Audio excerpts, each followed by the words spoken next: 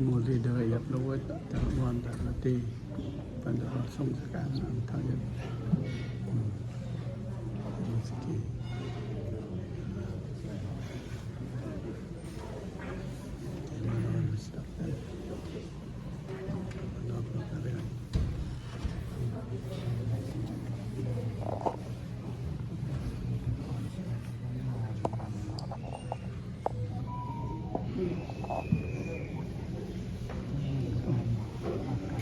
เป็นอัน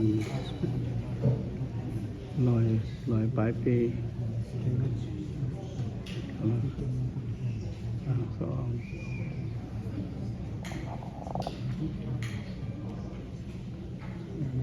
ไม่ได้ว่าเจ้าก็บอกไม่ยังวะอันนี้นี่ชนสการผู้ไร้มื้อนี้ชนสการทางเย็นทางเย็นอันนี้คุณพ่ออันเจ้าก็บอกตัวเองเขาจะโพยมื้อหน้าเฒ่าแก่แล้วก็มาเบิ่มเด้อเฒ่าแก่แล้วก็มาเบิ่มอันนี้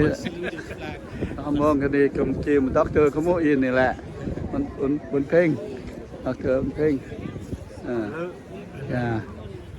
มุยัดอเมริกาเพราะมา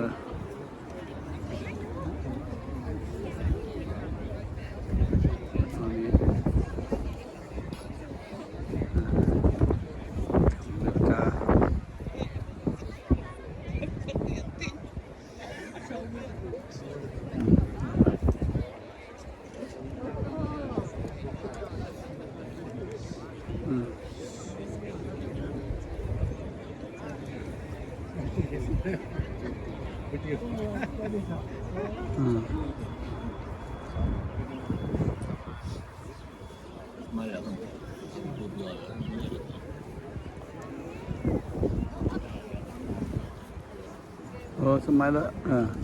เมื่อง่ายแต่เมื่อที่ฝึกเอาไว้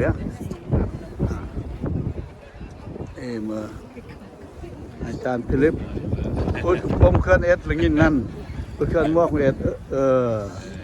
วินนั้นนี่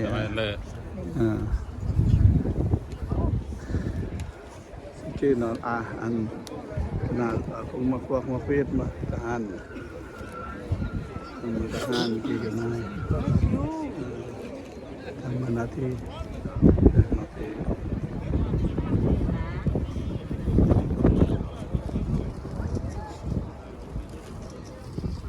มาหมดแล้วตั้งแต่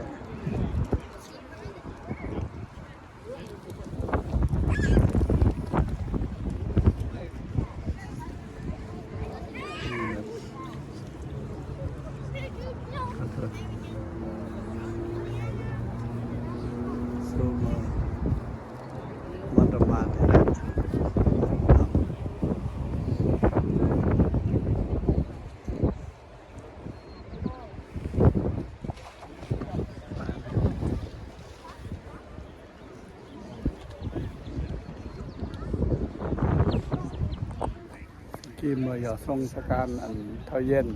กับเพื่อนไม่ร้อยปีโหไม่ร้อยปีกับยัดร้อยปลายปีนี่อันคนเท่ากันแก่อีแหละยันแต่เคสอีกก็เกิดมาคนอันเมื่อสุดท้ายของไม่ร้อยปีนี่แหละจะน้องอายอดแล้วแหละ100 ปี200 ปีนี่อันเดินเด็กอันที่ขี่กับใส่รถก็อันนี้เรากำลังราชการกำลังไปทางไหนทุ่งกำลังบอดทุ่งเลี้ยน